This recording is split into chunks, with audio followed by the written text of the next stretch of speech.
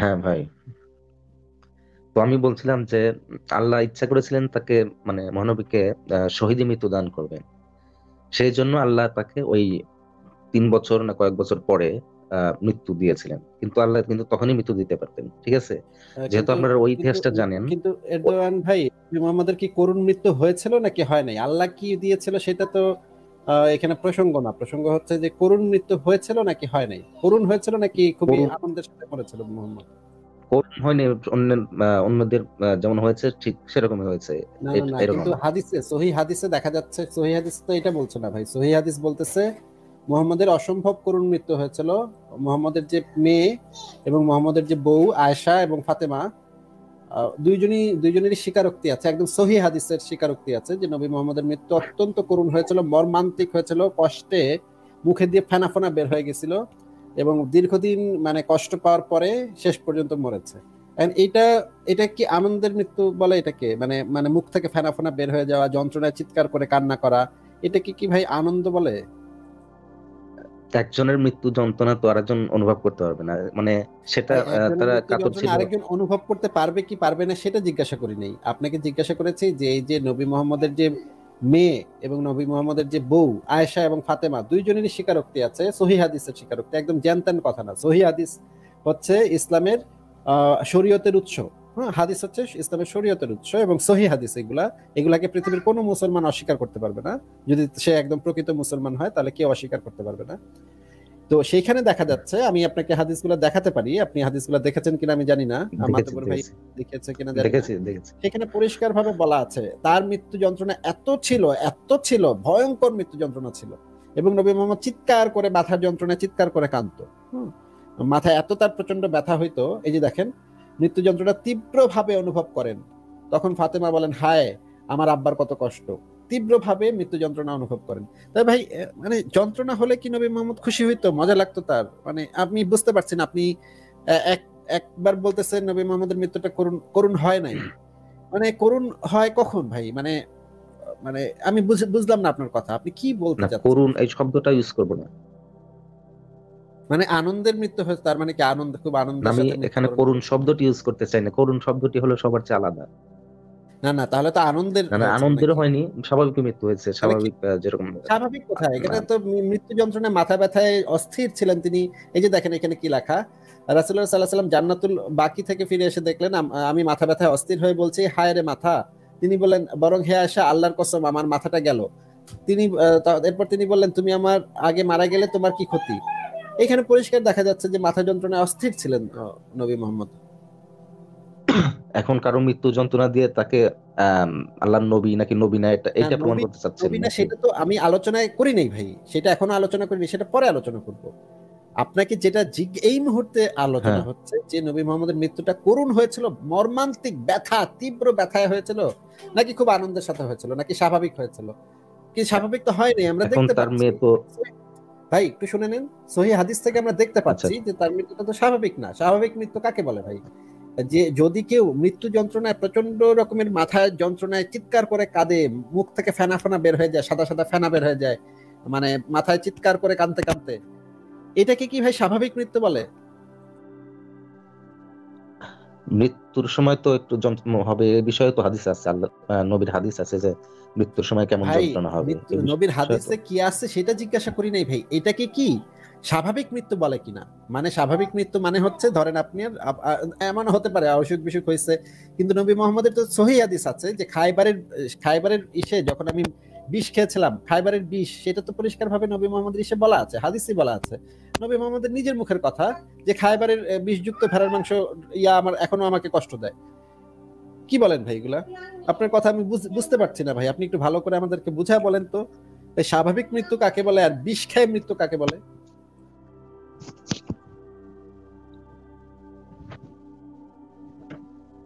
এই যে এই হাদিসটা দেখেন, এইখানে এটা হচ্ছে ইসলামিক ফাউন্ডেশন থেকে প্রকাশিত হওয়া সহিহ বুখারী, হাদিস নাম্বার হচ্ছে 2247। এখানে হ্যাঁ, এটা বলছে তো নবী যে নবী। রোগে ইন্তেকাল করেন সে সময় তিনি বলতেন, হে আয়েশা, আমি খায়বারে বিষযুক্ত যে খাদ্য ভক্ষণ হ্যাঁ, করেছিলাম বলতেছেন আমি মানে সর্বদা নবীর মেয়ের স্ত্রী যে হায় কি তার কষ্ট, এটা যন্ত্রণা তো। তার যন্ত্রণা অনুভব করছি, এখন তার নবীর যন্ত্রণা অনুভব স্ত্রী করছি বলছে, ভাই। নবীর এতখানি মেয়ে, একটু থামেন ভাই, একটু থামেন। তার যন্ত্রণা অনুভব করা এটার মানে কি ভাই? হ্যাঁ যন্ত্রণা তার অনুভব যন্ত্রণা করা মানে মৃত্যু এই যন্ত্রণা জিনিসটার মানে অনুভব কি? করছে, এটা ঠিক আছে, এ বিষয়ে তো আমি না না, দ্বিমত মৃত্যু পোষণ করছি যন্ত্রণা না। না, মৃত্যু যন্ত্রণা কোথা থেকে অনুভব করছে? বিষযুক্ত খাবার খাওয়ার এই যে বিষয়ে তো যন্ত্রণা আমার সেটা অনুভব দ্বিমত মানে করছে নেই। ভাই। মৃত্যু যন্ত্রণা তো এখানে ভোগ করে নাই, এখানে ভোগ করছে ওই যে বিষযুক্ত খাবার যে খাইছিল সেটার যন্ত্রণা ভোগ করছে।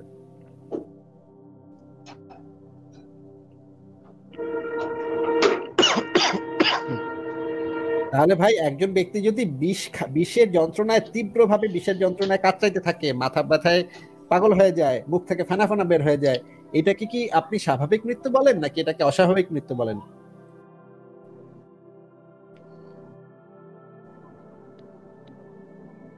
আহ,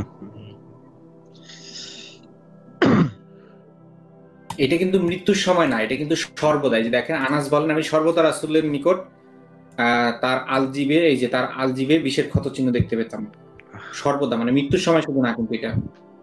মানে জিভ একদম পচে পচে গেছিল, জিভ বা আলজিভ বা পচে টচে গেছিল একদম।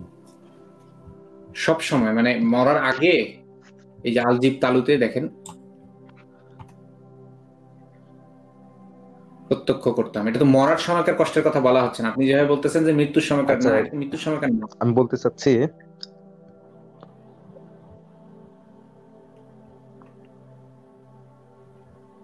হ্যাঁ বলেন, কি বলতে চাচ্ছিলেন, বলেন বলেন শুনি।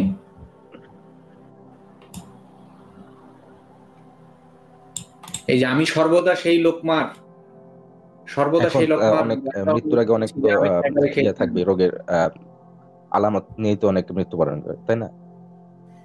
বলছি ভাই মানে হ্যাঁ এটাই তো বলছি যে কোনো মৃত্যু যদি মৃত্যু তো কোনো মর্মান্তিক হয়, ভাই কোনো মৃত্যু যদি এরকম মর্মান্তিক হয় সেটা কি তো আমরা করুণ বলি, তাই না? মর্মান্তিক মৃত্যু বলি, করুণ মৃত্যু বলি, সেটা কি তো আমরা বলি, তাই না? যদি অনেক ব্যথা তিলে পেয়ে, তিলে কষ্ট পেয়ে, তিলে তিলে দীর্ঘদিন তিলে তিলে রোগে ভুগে, বিষক্রিয়ায় তিলে তিলে পচে টচে শরীরের অঙ্গ প্রত্যঙ্গ একদম পচে টচে যায় যখন, তখনই তো সেটাকে আমরা করুণ মৃত্যু বলি, তাই না?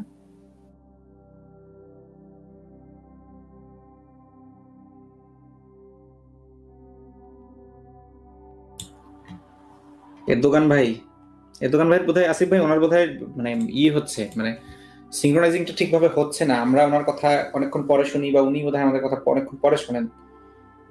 এই যে এখন তো কেটেই গেল। মাতো ভাই এই জিনিসটা আমি বুঝতে পারছি না যে এটা কিভাবে আনন্দের মৃত্যু হয়, মানে শহীদের আনন্দের মৃত্যু হয়, আমি বুঝতেছি না কথা। মানে অন্যদের বেলায় হইলে, সেটা হচ্ছে অনেক কষ্টের মৃত্যু, অনেক শাস্তি দিয়ে মৃত্যু দিল আল্লাহ। কিন্তু যদি সেইটা সেম কাস্ট, মানে সেম না আসলে, তার চেয়ে তো অনেক বেশি পরিমাণে ওনার নবীর বেলায় হলো সেটা আনন্দের মৃত্যু। এরদোগান ভাই শুনতে আনন্দ। ভাই যেটা বলছিল সেটা হচ্ছে যে নবী মোহাম্মদ যে মরলো সে তো একদিন না, সে তো দিনের পর দিন তিলে তিলে কষ্ট পেয়ে পেয়ে মরছে। তো ওইটাকে কি করুণ মৃত্যু বলে কিনা, নাকি ওইটাকে তিলে তিলে কষ্ট পেয়ে মৃত্যুবরণ নিয়ে যে তিলে তিলে কষ্ট পাইছে। ভাই এই যে তিলে তিলে কষ্ট, মানে তিলে তিলে তিলে তিলের মানে কি ভাই? তিল দ্বারা কষ্ট পায়? ওই যে খেজুর তিলের খাজা যে খাই সেই তিলের কথা বুঝলেন আপনি?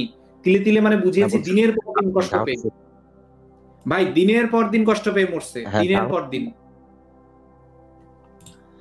তো হ্যাঁ সেইটাকে ঘা আমি হইছে তিলে তখন তিলে বললাম, এখন বলতেছেন তিলে তিলে কথাটা হাদিসে নাই। ভাই মানে কি এক অবস্থা আসিফ ভাই। তিলে তিলে হাত, তখন তো হ্যাঁ করুন ভাই, মানে তিলে তিলে হাদিসে তিলে তিলে লেখা নাই, কিন্তু এখানে হাদিসে তো দেখা যাচ্ছে যে বিষ খাওয়ার পরে একজন সাহাবী তার তার ঘা হয়ে আলজিব্বা গেছে, এটা লেখা আছে। হ্যাঁ জিব্বা এবং আলজিব্বায় সেই ক্ষত চিহ্ন দেখাচ্ছিল, বিষক্রিয়ার ক্ষত চিহ্ন দেখাচ্ছিল। তারপর দীর্ঘদিন নবী মোহাম্মদ বিষক্রিয়ায় কাতরাইছে, কাতরায় টাতরায় শেষ পর্যন্ত মরছে। এটা তো ভাই মানে সহিহ হাদিসে লেখা। এবং আয়েশা এবং ফাতেমার সরাসরি বক্তব্য আছে যে এরকম ভয়ঙ্কর মৃত্যু তারা আর কখনো দেখেনি, জিন্দেগিতে দেখেনি এরকম মানে খারাপ এরকম একটা যন্ত্রণাদায়ক মৃত্যু তারা আর জিন্দেগিতে দেখেনি।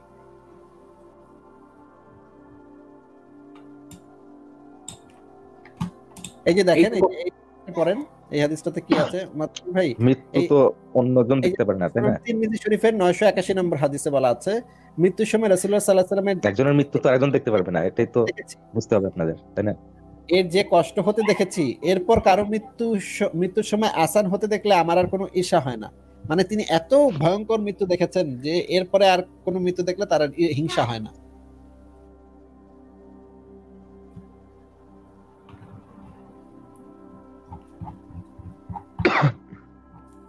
হ্যাঁ মানে আপনি কি এরদোগান ভাই, আপনি কি এরপরে বলতে কষ্ট অনুভব চাচ্ছেন করে যে মরছে সেটা সেটা তো ঠিক আছে, কিন্তু করুণ মৃত্যু এই শব্দটা ইউজই তো আমি আরে ভাই মানে অনুভব কি করে অবস্থা মরছে, কিন্তু ভাই, করুণ বলা যাবে না। কষ্ট পেয়ে মরছে বাট করুণ মৃত্যু বলা যায় না। তিলে তিলে দিনের পর দিন সে ব্যথা অনুভব করে করে মরছে, প্রাণবায়ু বের হয়ে যাওয়ার অবস্থা। না, আরামে তারপরে মরছে সেরকম তো না, ঠিক আছে। কি তিনি বুঝিনি তিনি কি? আল্লাহর কাছে সবচেয়ে প্রিয়। বুঝিনি অনেক ভাই, কি নবী বললেন কথা বুঝিনি। তিনি হচ্ছেন আল্লাহর সবচেয়ে প্রিয়, মানে আল্লাহর সবচেয়ে প্রিয় হলে তিনি কষ্ট পেয়ে মরবেন না, মানে এরকম বিষয় না। অতীতে অনেক নবী মারা গেছে কাফেরদের হাতে, তো সেটাও তো একটা উদাহরণ। ভাই বুঝিনি ভাই, সেটাও আপনার তো কথা বুঝিনি না, আসলে। সেটা নিয়ে তো এখানে কথা হচ্ছে না ভাই। কথা হচ্ছে তার মৃত্যুটা করুণ হয়েছিল নাকি মজাদার হয়েছিল নাকি স্বাভাবিক হয়েছিল, সেটা নিয়ে কথা হচ্ছে। স্বাভাবিক মৃত্যু তো কষ্টদায়ক হবে, এটাই তো স্বাভাবিক মৃত্যু। স্বাভাবিক মৃত্যু ভাই বলতে কি মৃত্যুর বুঝান? সময় তো শুধু কষ্ট হয় না রে ভাই, স্বাভাবিক মানে মৃত্যুর সময় তো শুধু কষ্ট হয় না, কষ্টটা তো হয়েছে বিষ খাওয়ার পর থেকে। বিষ খাওয়ার পর বিষের ব্যথায় সে তীব্রতা, সে মাথা গেছে, মাথা ব্যথা করছে তার, তারপরে আলজিব্বার মধ্যে তালুর মধ্যে ক্ষততে সে ভুগছে। সে তারপরে সে বলছে যে আমার এক সময় মনে হচ্ছে প্রাণ ধমনী আমার কেটে, প্রধান ধমনী আমার কেটে দিচ্ছে। এই কথাগুলো বলে বলে সে দিনের পর দিন কষ্ট পেয়ে পেয়ে মরছে। সেটা তো মৃত্যু সময়ের কষ্ট না, এটা তো মৃত্যুর কষ্ট না, বেঁচে থাকতেই তো সে কষ্টটা পাইছে। এটা বুঝেন না নাকি? হ্যাঁ, এটা তো ভাই বিষ হ্যাঁ, খাওয়ার কষ্ট কষ্ট, কষ্ট পেয়ে মৃত্যুর মরছে, কষ্ট না। প্রত্যেকের মৃত্যুই কষ্ট হবে, এই জিনিসটা মানতে হবে, তাই প্রত্যেকের না? মৃত্যু ভাই এই কষ্ট জিনিসটা হয় না ভাই ভাই, ভাই ভাই, প্রত্যেকের প্রত্যেকের মৃত্যু মৃত্যু কষ্ট হয় মানে কি? হয় না। প্রত্যেকে এরকম সারা জীবন সারা জীবন ভুগে ভুগে মরে প্রত্যেকে? কি বলতেছেন প্রত্যেকের মৃত্যু কষ্ট হয় মানে? বুঝলাম না। মানে মাতবর ভাই, এটা তো একদম পাগলের মতো কথা। আমার নিজের আত্মীয় সে মানে রাত্রেবেলা ঘুমাইলো, খুবই হাসি খুশি হয়ে ঘুমাইলো, ঘুমের ভিতরে মারা গেছে। সে তার চেহারায় কোনো পরিবর্তনও দেখিনি, সে কোনো ঘুমের ভিতরে টেরও পায়নি যে সে মারা গেছে, সে মরে গেছে। আমার আরেক আত্মীয় হচ্ছে গিয়ে যে হাসপাতালে ছিল, হাসপাতালে ওই যে সে কোমাতে ছিল, সে টেরও পায়নি, সে সুন্দর মরে গেছে। ওই ডাক্তার ইয়া খুলে বলছে সে মারা গেছে, সে কোনো টেরও পায়নি। অনেক মৃত্যু হয় যে কোনো ধরনের কষ্টই পায় না, কোনো ধরনের টেরই পায় না, মৃত্যু যে হয়েছে টেরই পায় না সে। এমন এমন কি এক ধরনের ইনজেকশনও আছে, যে ইনজেকশনটা দিলে আপনার মৃত্যু হবে, কিন্তু আপনি টের পাবেন না যে আপনি আপনার কোনো কষ্ট, কোনো ব্যথা বেদনা কিছুই হবে না, জাস্ট আপনি নাই হয়ে যাবেন, শেষ হয়ে যাবেন। এগুলা এগুলো ভাই কোত্থেকে পান যে সব মৃত্যু কষ্ট? কে বলছে আপনাকে সব মৃত্যু কষ্ট? যখন নবীকে বিষ খাওয়ানো হয়েছে তখন কিন্তু আল্লাহ ভাই সেই সব বিষের মৃত্যু ক্রিয়াটা কষ্ট তখন, নাকি, এটা শেষ করে নেন কথা। সব মৃত্যু কষ্টদায়ক নাকি কষ্টদায়ক না, এটা শেষ করে নেন কথা, তারপর আরেকটা প্রসঙ্গে যান। একটা থেকে আরেকটা তিরিং বিরিং করে লাভ দিয়েন না ভাই।